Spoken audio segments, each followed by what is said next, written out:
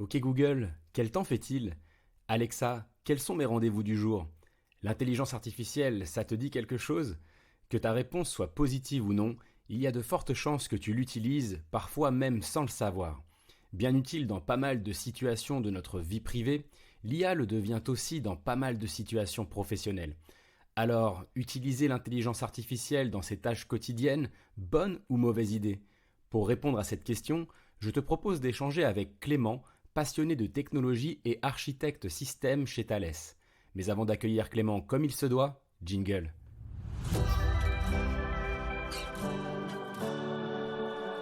Bienvenue sur Say Hi à ta carrière, le podcast de Thales qui t'aide à faire les bons choix professionnels. À travers chaque épisode, on te livre avec mes invités nos meilleures réponses aux questions que tu t'es toujours posées pour réussir ta carrière. Je suis Guillaume Couder et je suis très heureux de te retrouver sur cet épisode. Bonjour Clément. Bonjour Guillaume. Ça me fait plaisir d'être avec toi pour parler de ce sujet de l'intelligence artificielle et en quoi l'intelligence artificielle peut nous être utile dans nos tâches quotidiennes, savoir si c'est une bonne ou mauvaise idée. Alors, dans un premier temps, j'aimerais bien te connaître un petit peu plus. Nos auditeurs et auditrices aimeraient aussi, évidemment. Est-ce que tu peux nous parler de toi, de ton métier, de ce que tu fais et en quoi pourquoi ça te passionne l'IA? Alors moi c'est Clément Goujon, je travaille chez Thales Alenia Space en tant qu'ingénieur système pour des produits d'exploration spatiale. Donc mon rôle c'est de concevoir et de développer les futurs modules d'exploration. Donc c'est des modules avec des astronautes, des Waouh. alunisseurs et des sondes. Et c'est Un effectivement alunisseur ça d'ailleurs fait qui, je crois que c'est un mot que j'ai appris très récemment grâce à Thalès. Hein. Qu'est-ce qu'un alunisseur? un alunisseur, c'est un système qui est fait pour aller atterrir sur la Lune. Alors il peut être Voilà, comme son soit nom l'indique. robotique, oui voilà, soit il peut être robotique, soit il peut être habité, donc voilà, robotique complètement autonome, piloté depuis la Terre, ou avec des êtres humains à l'intérieur. Donc ton film Et préféré, c'est donc Interstellar, on est d'accord? ah oui, surtout la bande son, elle est chouette, vraiment. Et c'est donc du coup nous on applique en fait on utilise énormément l'intelligence artificielle, en tout cas de plus en plus pour nous aider. On l'utilise comme outil pour nous aider à concevoir nos systèmes, parce qu'en fait avec sa capacité à engranger énormément de données, elle nous permet, quand on développe et on construit des systèmes complexes, elle nous permet de pouvoir tout digérer et centraliser l'information. Comme un D'accord. premier assistant, en fait, comme un assistant à part entière dans l'équipe d'ingénierie, quoi. Ok, donc ça, ce serait un peu ta définition de l'intelligence artificielle ou est-ce que tu as une définition vraiment, on va dire, très compréhensible, on va dire, aux plus novices, on va dire, d'entre nous? Alors, une définition plus générale, ce serait que l'intelligence artificielle, c'est un outil qui permet de transformer des données en informations avec plus de sens, plus importantes. C'est un outil qui va venir engranger énormément de données pour ensuite nous pouvoir aider à prendre des décisions ou pour pouvoir commencer à proposer des débuts de prise de décision. Donc c'est D'accord, qu'est-ce que un tu peux outil qui avoir est comme capable données? Tu peux avoir, je sais d'apprendre. pas, ouais. Est-ce qu'il y a des situations un peu Les, particulières, même oui. dans notre vie quotidienne, dans lesquelles on utilise l'intelligence artificielle sans forcément le savoir?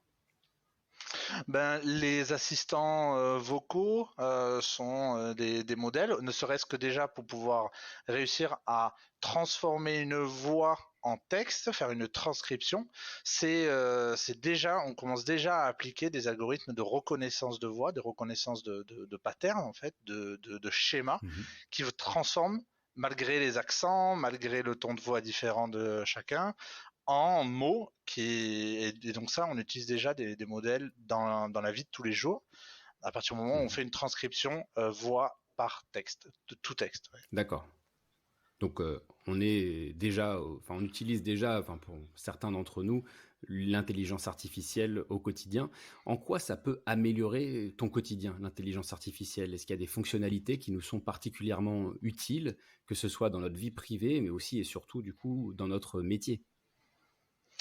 Dans la vie privée, bon, il y a plein d'assistants pour pouvoir. Alors après, c'est en fonction des passions. Il peut y avoir de la création d'images, de l'édition d'images aussi. Et après, en revanche, sur l'aspect pro, là, je peux en dire un peu plus parce qu'on a commencé à l'appliquer. C'est en fait pour pouvoir à la fois automatiser des tâches à faible valeur ajoutée, des tâches informatiques, des tâches de bureautique, et en même temps euh, aussi accompagner, comme j'en parlais précédemment, accompagner à traiter un grand nombre de données pour pouvoir nous aider à prendre des décisions sur des situations complexes. C'est-à-dire qu'il y a tellement d'informations que j'arrive pas à tout traiter moi en tant qu'être humain, et cet outil vient m'aider pour pouvoir identifier les informations les plus importantes.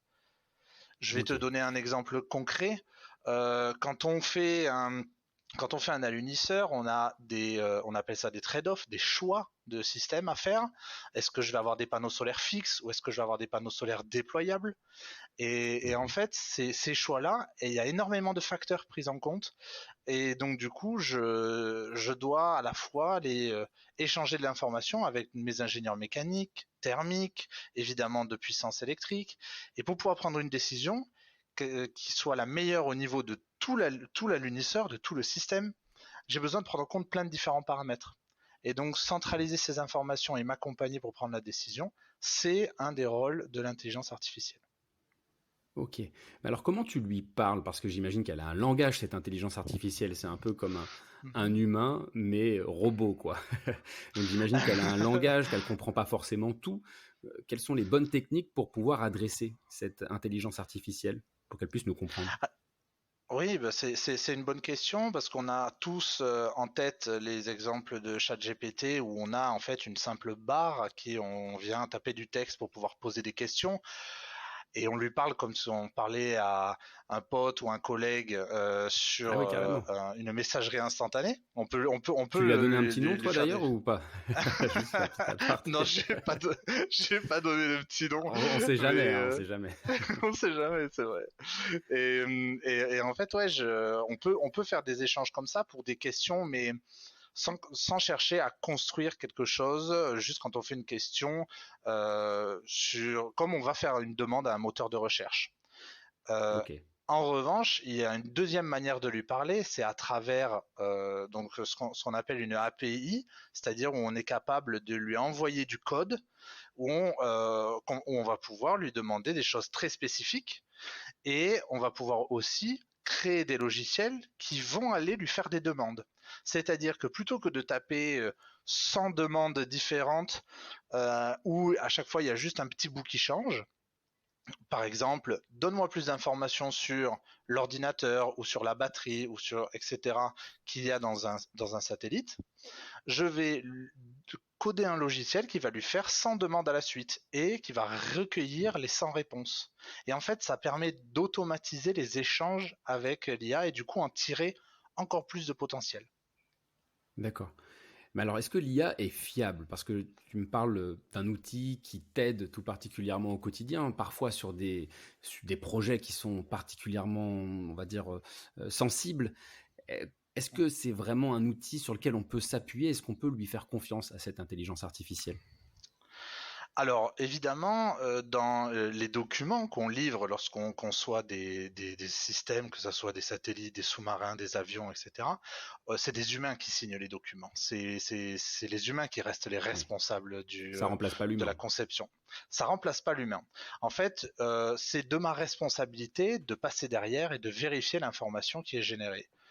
Parce que Ouais. l'idée, c'est vraiment que ça m'accompagne, c'est un outil, ça m'aide, mais ça ne va pas prendre des décisions à ma place.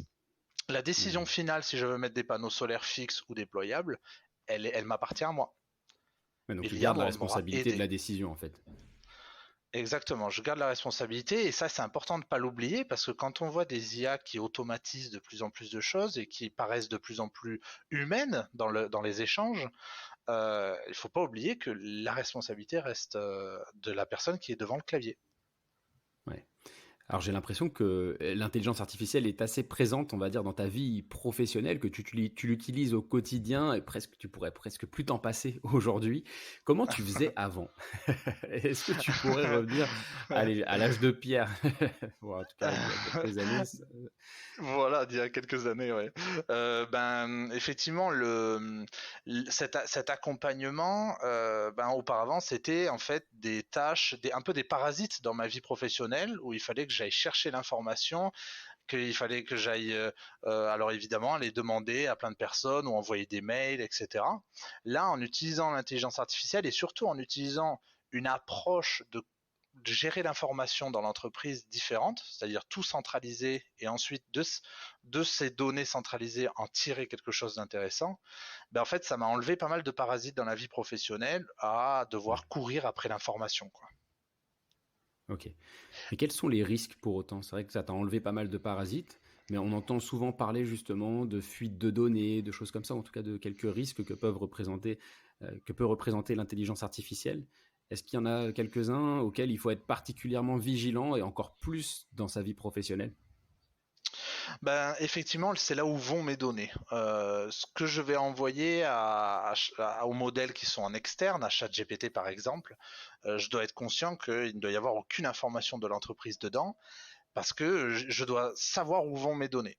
Et alors, on entraîne chez Thales, on entraîne des modèles en local, en fait, qui restent dans le réseau de l'entreprise, afin de pouvoir faire des échanges avec une intelligence artificielle de manière pleinement transparente. C'est de la même manière que je vais pouvoir tout dire à un collègue, mais pas tout dire de ce que fait l'entreprise à quelqu'un que je vais croiser dans la rue. C'est la gestion de l'information. Donc les risques, c'est de devoir être encore plus précautionneux sur bien savoir où est-ce que je fais ma demande et où vont mes données. Alors, on a pas mal de gens qui nous écoutent hein, et qui exercent des métiers totalement différents, des métiers techniques comme ceux que tu peux exercer chez Thales, mais d'autres qui exercent des métiers vraiment hyper variés. Je peux te proposer un petit challenge, Clément. Je sais pas. Alors, si tu me dis oui, attention Oui. parce que mon challenge risque de te Euh, surprendre. Alors, je vais te donner trois métiers et est-ce que tu pourrais me dire de quelle manière est-ce que l'intelligence artificielle pourrait être utile aux personnes qui exercent ces métiers? Alors, on fait un D'accord, petit avec grand essai, hein, plaisir. si tu veux.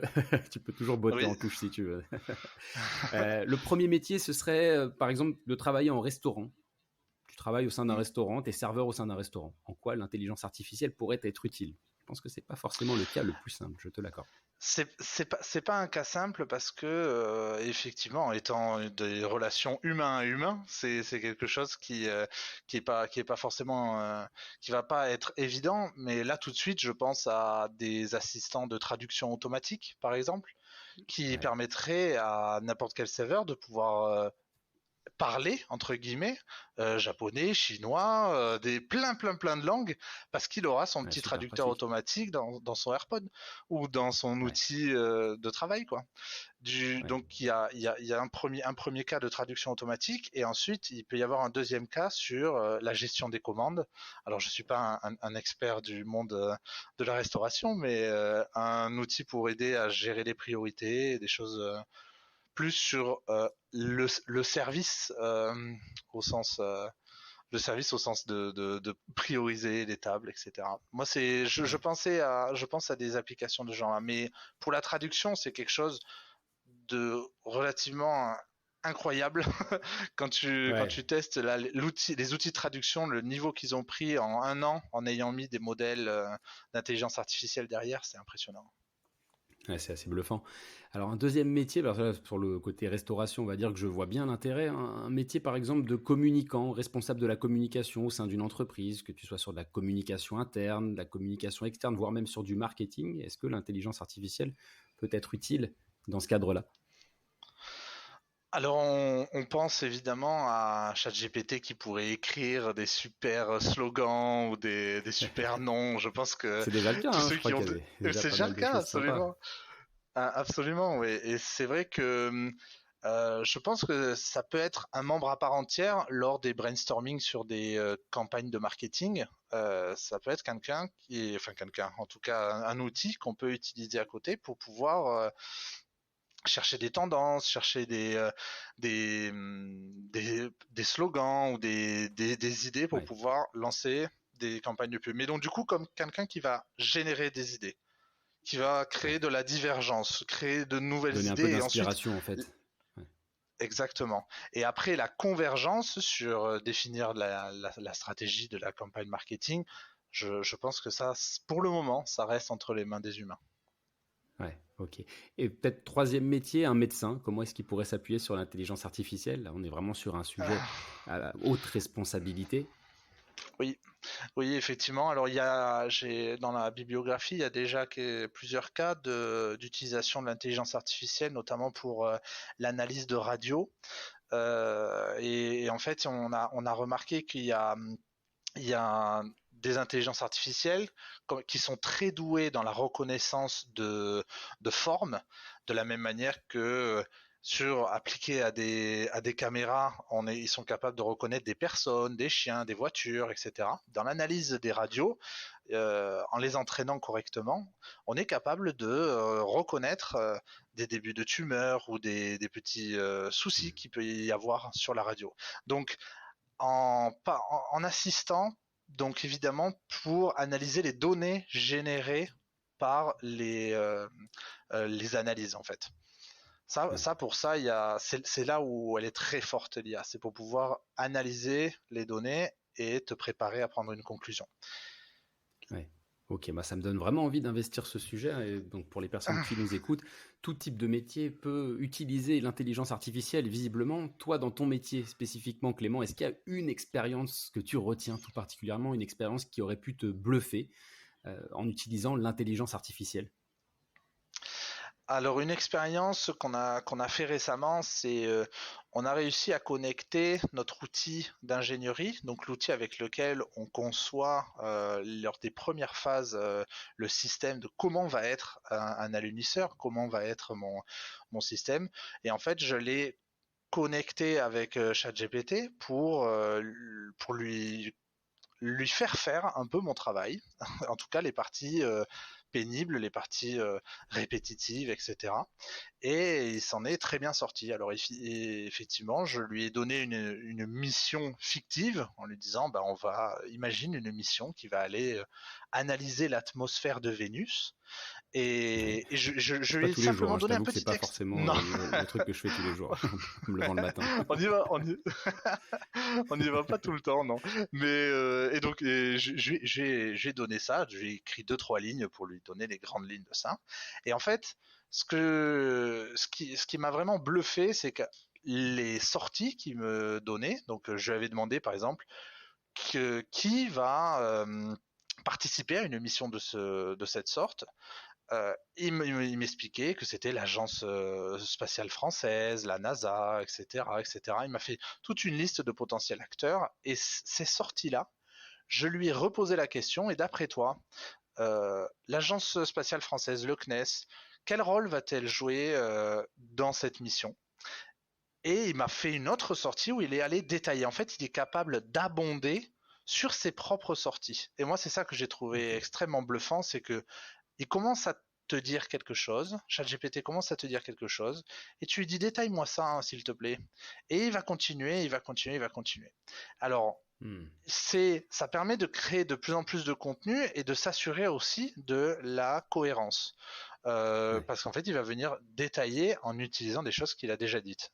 Sans Si jamais moi, dans la s'épuiser. Alors boucle, que si tu posais les mêmes voilà. questions, on va dire, à un collègue, je pense qu'à un moment, il en aurait juste marre de tes questions. Il ferme la porte et merci, au revoir. Mais non, c'est vrai Exactement. que, mais c'est vrai que on peut poser des questions comme ça au bon vouloir et effectivement à condition que moi je passe derrière et que je valide à chaque fois qu'il me sort quelque chose, ça me Ouais. permet en fait de m'assurer que voilà, il crée de plus en plus de contenu cohérent. Mhm. Ouais, il va vraiment te proposer en fait un contenu pertinent par rapport à ta demande. C'est ça qui est intéressant. Exactement, pertinent. Ok, alors en gros, à la question utiliser l'intelligence artificielle dans ses tâches quotidiennes, bonne ou mauvaise idée, j'ai quand même le sentiment que c'est plutôt une bonne idée avec quelques petits points de vigilance, hein. Il y a quand même quelques petites pincettes à prendre. Maintenant, j'aimerais bien avoir ton avis sur potentiellement des métiers qui pourraient émerger par le biais avec l'essor de cette intelligence artificielle. Est-ce que tu penses que demain tout va changer, le monde du travail va changer, on aura de nouveaux métiers, on aura de Hum. nouvelles relations de travail? Est-ce que ça va évoluer dans ce sens-là? On sera dans un monde futuriste. Je, alors, je pense que ça peut changer. Après, faut bien voir que ce sont des transformations qui prennent du temps parce que comme l'intelligence artificielle peut toucher un maximum d'endroits dans l'entreprise, que ce soit des points de vue techniques, mais aussi de management, de RH, etc., ça va changer, mais à des vitesses différentes. C'est mon avis, hein. Pour moi, ça va changer à des vitesses différentes. Les techniques vont très vite prendre en main et l'implanter à leur niveau. Mais pour que ça soit systématisé dans une entreprise, ça nécessite plus de temps, ça nécessite de valider des process, etc. Et donc, du coup, je pense qu'il va y avoir une adaptation à différentes vitesses. Et après, en termes de nouveaux métiers, moi, je pense clairement qu'il va y avoir une demande pour des métiers qui sont orientés à comment bien savoir parler à une intelligence artificielle. Alors, on appelle ça le prompt engineering, c'est-à-dire être capable de poser correctement les questions à une intelligence artificielle pour que elle puisse nous répondre de manière plus détaillée, exactement comme je voulais. Et pour avoir un tout petit peu commencé vraiment à faire ça, je peux vous dire que c'est vraiment un métier à part. Hein, parce que moi, je lui posais des questions comme on parle à un pote ou un collègue, et elle me répondait comme un pote ou un collègue. Alors que je voulais que ça soit plus quelqu'un d'expert, qui me donnait des détails, etc. Donc, je pense que ça sera tout un métier de savoir poser des questions correctement à une IA. Un peu comme je fais une comparaison un peu comme les gens qui font de la user experience. Donc Ouais. c'est comment bien faire une ergonomie pour que ça soit quelque chose de simple à utiliser. Une espèce d'ergonomie pour l'IA. Être capable de bien savoir échanger avec l'IA pour que ça soit fluide. D'accord. Est-ce que tu as d'autres compétences un peu similaires ou des compétences même complémentaires euh, qu'il faudrait absolument acquérir pour s'adapter à l'essor de l'intelligence artificielle? Là, je pense notamment aux candidats, aux candidates, aux étudiants actuels qui, demain, seront amenés justement à manipuler ces outils dans le cadre de leur métier. En règle générale, savoir écrire du code, savoir ne serait-ce que bidouiller un tout petit peu avec du code, je pense pas que la barrière soit si compliquée à franchir pour savoir, surtout avec les nouveaux outils, pour apprendre à rédiger quelques lignes de code. Je parle Hmm. pas de devenir expert où ça peut prendre des années, etc. Mais être capable de euh, savoir écrire un peu de code pour pouvoir au moins échanger de manière plus automatique avec une IA, c'est une compétence qui pourra être demandée, je pense. Mhm. Et il y a énormément, c'est d'une facilité, il y a énormément de contenu en ligne, que ça soit sous forme de vidéos, de cours ou dans les forums, pour pouvoir réussir à apprendre ne serait-ce à comprendre globalement comment fonctionne l'ingénierie logicielle. Ouais, ok, ça marche. Alors, petite Ouais. question bonus, cette fois-ci vraiment complètement orientée, recrutement orienté, conseil carrière, conseil candidat. Est-ce que Ouais. candidater avec ChatGPT, c'est une bonne idée? Faire son CV, sa lettre de motivation, Faire ça préparer de un mail, motive. préparer son entretien. Ou est-ce qu'on risque de se Alors, griller?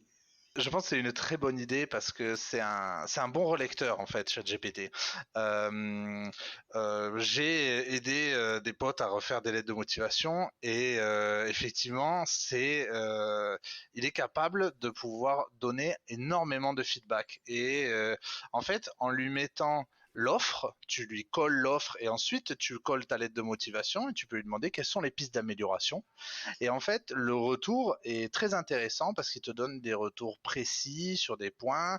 Alors, il aura tendance, comme le client est toujours roi, il aura tendance à toujours, enfin souvent, être d'accord avec toi.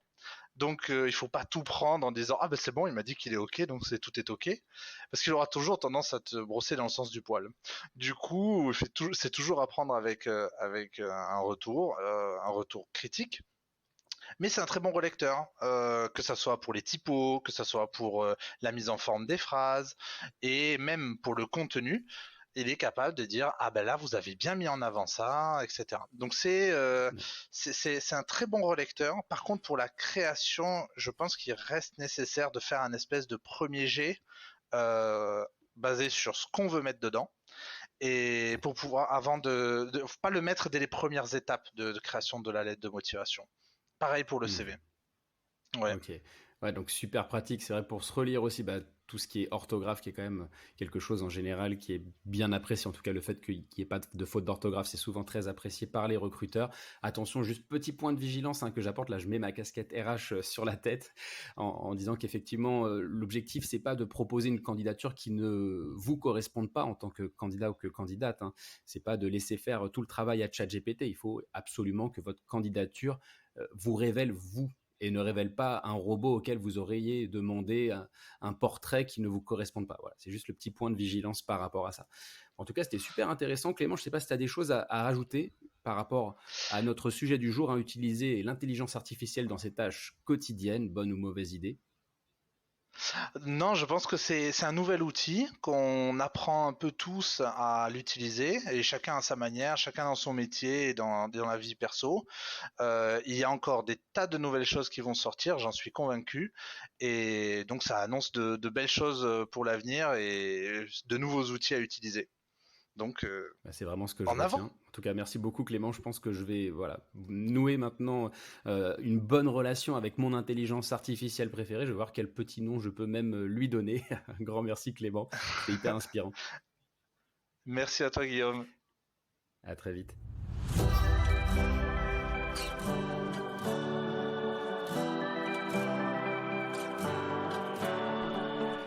Tu viens d'écouter un épisode de Say Hi à ta carrière, le podcast de Thales qui t'accompagne dans ta vie professionnelle. On espère que cette interview t'a plu. Si tel est le cas, n'hésite pas à t'abonner pour ne pas manquer le prochain. À bientôt.